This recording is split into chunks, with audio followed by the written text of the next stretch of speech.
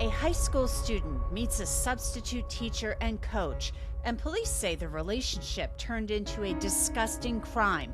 This 31-year-old mom is now under arrest, accused of sexually abusing the student, with investigators pointing to messages and even half-naked photos. So what do police say happened? I've got it laid out right here in the complaint. I'm Angenette Levy, and this is Crime Fix.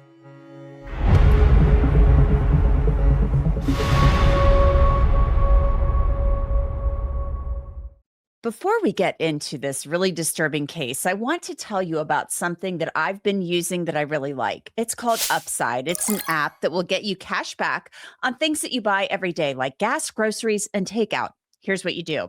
You download Upside for free. You claim an offer at one of their 100,000 plus locations and pay like normal with your card. Then verify the purchase and boom, you get money back. So say I need gas or want takeout one night. I'll search for Upside offers first. After I spend money, it appears in my app so I can transfer it straight into my bank account.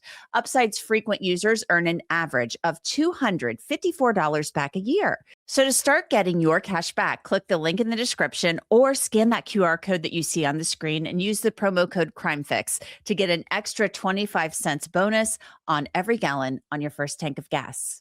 Mary Hanna Mattingly is 31 years old. She's married and a mother to two beautiful children, a boy and a girl. She lives in the small town of Bardstown, Kentucky, and on Facebook, her life seems idyllic. She has a cute family, a photo by the Christmas tree, a family vacation to the beach. But now, all of that has been marred by something that happened earlier this week. The substitute teacher and high school girls' assistant soccer coach found herself in handcuffs and in jail, accused of sex crimes involving a student. In a small town like Bardstown, something like that doesn't stay quiet for long. And then, word of the arrest hit the news. To understand how surprising this was, you have to understand Bardstown. It's a city of less than 14,000 people in Nelson County. Fort Knox is about 35 miles to the west, and Louisville is an hour's drive to the north. Bardstown sits along Kentucky's famed Bourbon Trail. It's a small town where families go to the Friday night football game. Many people work at the local distilleries. Mary Hanna Mattingly worked as a substitute teacher at Bardstown High School, and for the past 2 school years, she worked as an assistant coach for the high school girls' soccer team. Then on Thursday, March 26th, the staff at Bardstown High says they received an anonymous letter that was very, very concerning. That letter was about Mary Hanna Mattingly, the sub and soccer coach. Now, when I reached out to the superintendent with questions, he sent a media release to me that states, on Thursday, March 26th, an anonymous letter was received alleging inappropriate conduct by a female substitute teacher and a Bardstown high school juvenile. Bardstown City Schools immediately initiated an investigation, removed the individual from her job duties, placed her on administrative leave, and alerted the authorities. On Monday, March 30th, we learned that Mary Mattingly was arrested and charged by the Bardstown Police Department. We are unable to comment any further due to this being a personnel matter and an active investigation. As a school district, we always take any report seriously and investigate thoroughly. We are committed to the safety and education of our students. As always, we encourage our students, parents, and staff to report to district administrators anything they see or hear that is alarming or inappropriate. Bardstown police officers picked up Mary Hanna Mattingly on March 30th, and she was booked into the Nelson County Jail on 1 count of sexual abuse in the first degree and a 2nd count of procuring or promoting the use of a minor by electronic means. The complaint filed with the court offers just a little bit more detail. It states, in May of 2025, above being in a position of special trust and a school teacher at Bardstown High School, engaged in sexual contact with a high school student. Above also had communication with the same student by electronic means that included partially nude photographs of Above sent to the student. Now, the married mom of 2, she's in big legal trouble. Her husband seems to love her a lot. In June of 2024, he posted on Instagram, Hanna Mattingly, dang, look at this smoke show. Thank you for everything you do for the kids and me. I hope you enjoy tonight. You deserve it. She appeared to be enjoying a night out.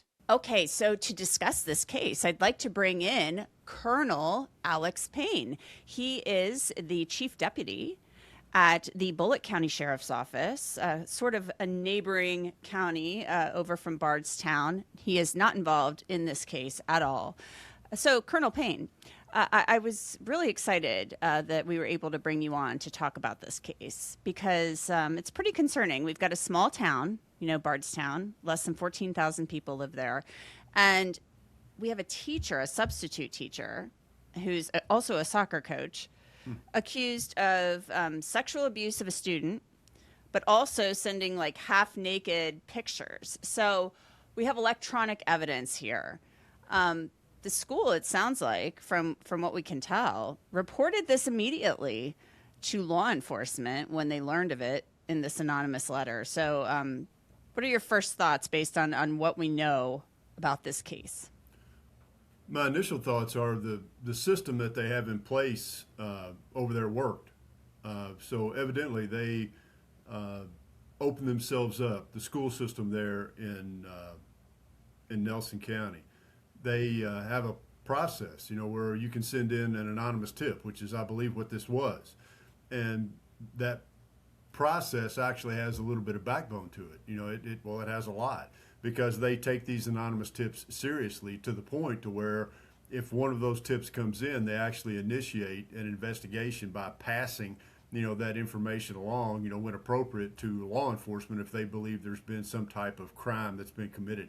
And that seems to be the case here. That's exactly what happened. And when law enforcement got that information, they acted. So let's say you get this tip at the Bullitt County Sheriff's Office. So how do you handle something like this? Because, the school, they're mandatory reporters. They can't just say like, oh, there's nothing to this. Like, oh, we'll bring her in and talk to her. And she's denying it. She says it's not true. So we're just going to let it go.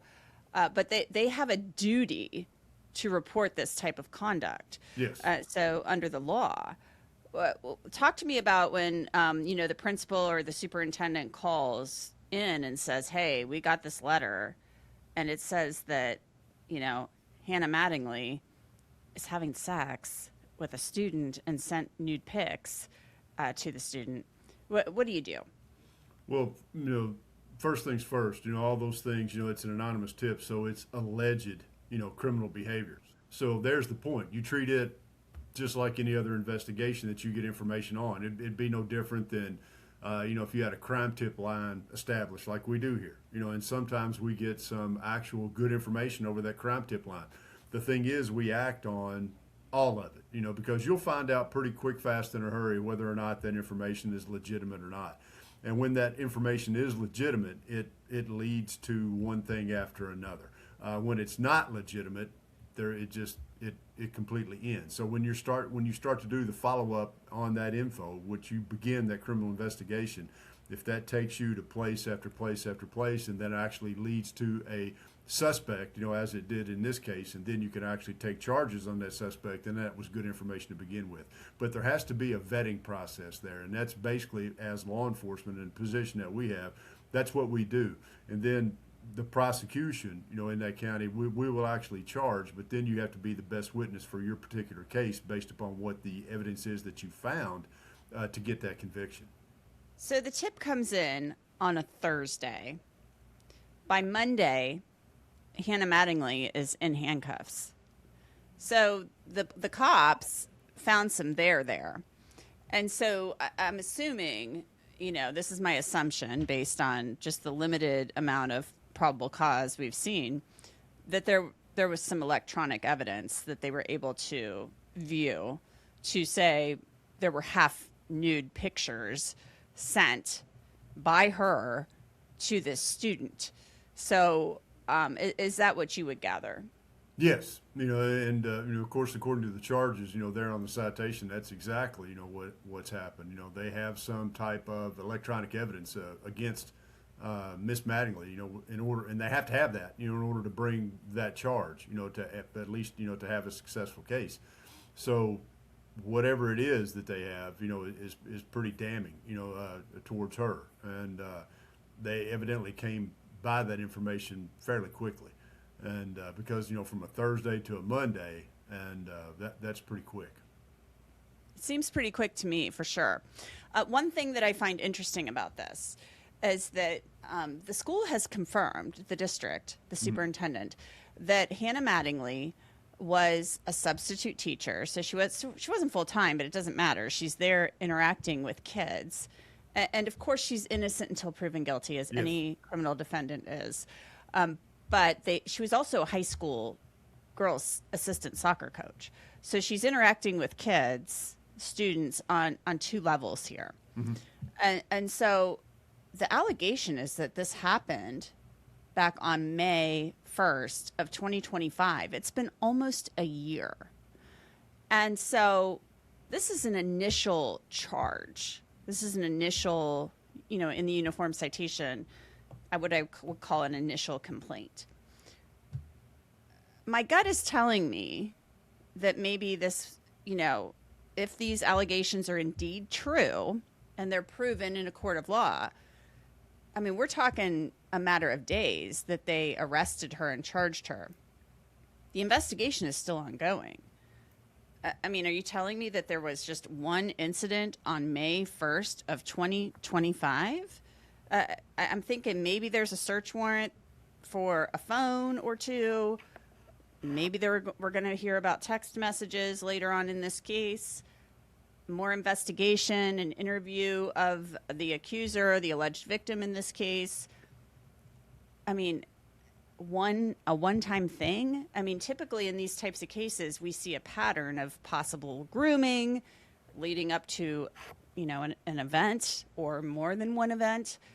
Is it possible there's more there, like stretching from May 1st, 2025 to the present, or even over the summer? We just don't know. Right. And that's, what you're talking about there is exactly why that investigation is continuing.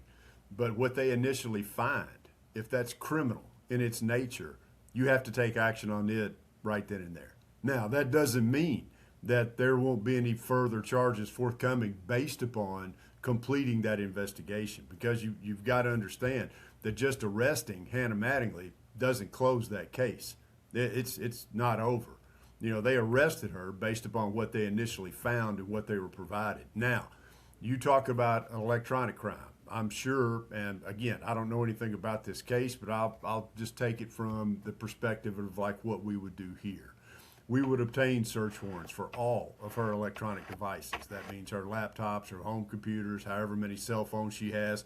All of those things are going to be dumped and searched to see if any more of that same material is there. And basically what you're looking for within the confines of those search warrants is evidence of other crimes related to what you have initially found. And so you're going to have all of that information to go through. You may end up with more people coming forward, for example, that have known her. I mean, it opens up a whole big can of worms, and it's going to take you down a lot of paths. So until all those paths have been traveled by law enforcement, and charges or no charges as the result of that traveling of those paths, this investigation is still ongoing. This is just what you have initially. Most certainly. How long do you think that takes? Because we know from covering trials and stuff like that, when you dump a cell phone, I mean, that's a lot of data that comes out. And when you're talking about, copying over a hard drive from a computer, I mean, that can take a really long time to weed through all of that stuff. I mean, you kind of, I would assume, know what you're looking for, and what you're looking for, because you're going to talk to the accuser, and you're going to say, okay, how did you guys communicate? There's going to be some. I'm assuming we're talking text messages, Facebook Messenger. Her Facebook account is magically gone all of the sudden. So there could have been a preservation order sent. Things. I forgot to even mention that, because you'll have search warrants for like all of her, if she has a lot of social apps, for example, Facebook, Instagram, Snapchat, whatever. There'll be search warrants issued for all of those as well. So, talk to me about though how tedious that is to go through all of that. I mean, all of that data. Well, we've got people that are good at it. It's not. That's a good thing to say, and it's a bad thing to say it. You wish you didn't have to have people that were good at that, but we do, and it's they do an amazing job. And I'm sure Nelson County has people that are capable of doing the exact same thing. It's electronic crimes are nothing new, and law enforcement has had to play catch up for a little while. But I'd say for the most part that we're holding our own. And again, we could always use help, in that area, but it's out there. We have federal partners, we have people that we can reach out to help with these specific types of cases, and depending on how complex it gets. And because you've also got the other thing, we may dump a phone, we may dump a personal computer or what have you, and there may not be anything there. This may be just the first time. You just have to take what you find and go with it, and not have any expectations. Beforehand, you're just looking. If you find things, great. If you don't, well, at least we've got this initial one, and hopefully it began and ended right there. A lot of times that's not necessarily the case, but we can only hope. So, do you think that we could be talking like a month? Do you think we could be talking 2 months? I mean, what's going to happen next is that she's going to have an arraignment because she posted bail before she even went to court. So she's out. She goes back to court for, an arraignment, this initial appearance or whatever. The case has to go to a grand jury. So, so what happens next in your opinion? Well, after the case goes to the grand jury, she'll, say she's indicted. Then there'll be a trial date set. And so she'll have her day in court. But still, all during that time, that investigation still moves forward. There could be, new charges brought forward. There's all kinds of possibilities that, could happen between now and then. But she has to at least face the charges that she's been charged with right now, and the evidence involving those charges. So it depends, how complex it is. If this is, if it gets into other things, the more information that's there that can be acted on, as far as placing criminal charges, the more complex the case will be, the more time it's going to take. Do you think it will take a couple of months to get through all that data, though, and then turn it over to the Commonwealth's attorney? Or you said people, usually people are pretty good at doing this, the people that handle this stuff. Yeah. Could it be pretty quick? It could. It just, like I said, it just depends on how much they come across. And that'll determine, how fast it is. Well, we will certainly keep an eye on it because, it's a small town, Bardstown. This stuff happens everywhere. Yes. As we know, no town, city, no school district, unfortunately, is immune to this type of thing. But it sounds like the school, from what we know, did the right thing. They got the tip. They turned it over to law enforcement, as they should have, immediately. Yes. And they took the steps that they should have to investigate this. Yes, ma'am. Yeah, which is refreshing because we hear so many times about how things are mishandled. So, Colonel Alex Payne of the Bullitt County Sheriff's Office, thank you so much for joining me. I appreciate it. You're most welcome, ma'am. Thank you. I want to turn now to Christa Ramey. She represents victims in sexual abuse cases. Christa, we have the school getting this note, this letter, anonymous letter, on a Thursday. By Monday, the following Monday, we have Hanna Mattingly in handcuffs. So it sounds like, from what we know, based on what we know, things went right here. We know that things went fast once there was a report to the police. What we don't know is what was happening behind the scenes before someone gave that anonymous tip. I think that when we get to the point of a student and a teacher having a relationship, there are almost always a lot of red flags that should have been seen in the form of what we in this industry call grooming. Because a teacher and a child don't go immediately from that kind of relationship to the intimate kind of relationship that is not appropriate. there is a process that happens in between. And usually that is happening in plain sight, in front of other educators, in front of other administrators, and in front of other students. And that there was probably, and we'll learn, later whether or not there was, a lot of red flags that should have been caught. Because I find it hard to believe that a teacher gets arrested, gets put on administrative leave, and everyone did everything right. Interesting. She was a sub and an assistant girls soccer coach. So she's got access to students on 2 levels here. Mm-hmm. We don't know if she was a long-term sub. We don't know if she was, one of the subs that's there, intermittently, like, hey, Miss Smith is sick. Can you come in and cover, math classes today? We just don't have all of that information. But, still, she has access to kids. So, the criminal complaint says this happened on May 1st, 2025. We're now almost a year out from that. Mm-hmm. So my question is, this didn't just happen on May 1st, 2025. It's usually not just an isolated, this happened on May 1st, 2025. Oops, that was it.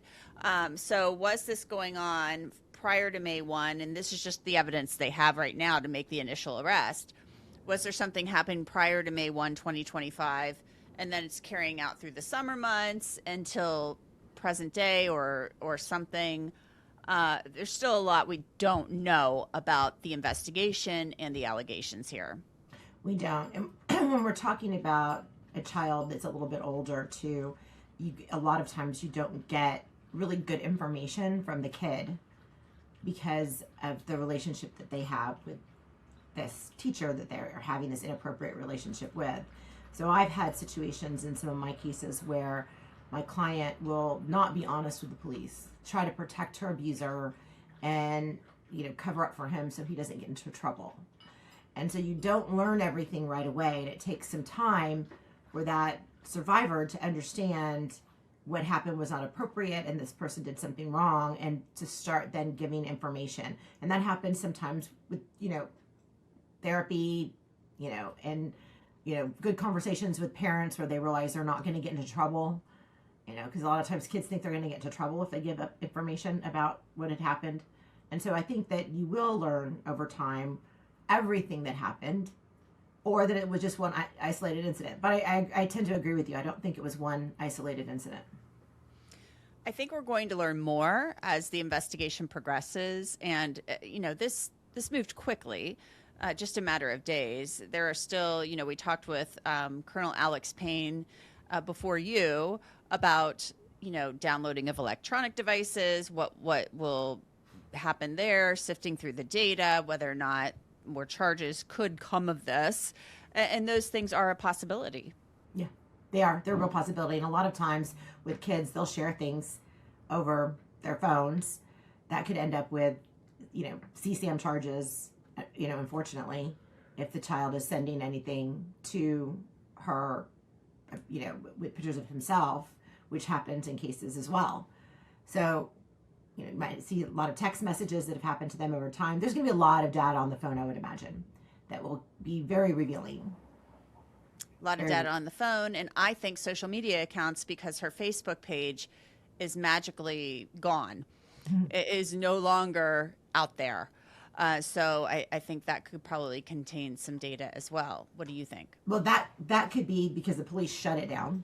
Preservation letter to Facebook. Meta. Preserve that evidence, not having new comments go on. Because I was looking at some Facebook stories before I came on, and the amount of comments that people just have, in their opinions, and you don't want people flooding her Facebook page with information that could be misinformation. It could be just spamming her page, whatever. You want to preserve that. So I'm sure that was, taken down or down to private intentionally by authorities. A lot of times kids and their abusers will communicate completely on Facebook Messenger, or more commonly on Instagram Messenger or Snapchat Messenger. And they can do phone calls that way as well. And so you'll look at WhatsApp with encrypted messages and disappearing messages. So there's a lot of ways that, they try to get around the data. Fortunately, the data preservation is a little bit better than people think that it is, and a lot of this data can be recovered, even on Snapchat and Instagram with disappearing messages. So hopefully they'll find a lot. That is a very good point. Christa Ramey, thank you so much for your time, as always. Thank you for having me. Now, as I mentioned, Mary Hanna Mattingly posted her $20,000 bond. She'll be in court on April 7th. Whether or not she's still employed technically with the Bardstown School District, that's an open question. The superintendent said that they are going through their process right now. And that's it for this episode of Crime Fix. I'm Angenette Levy. Remember, you can always watch us on YouTube, and you can also watch and listen to us on Spotify. I'll see you back here next time.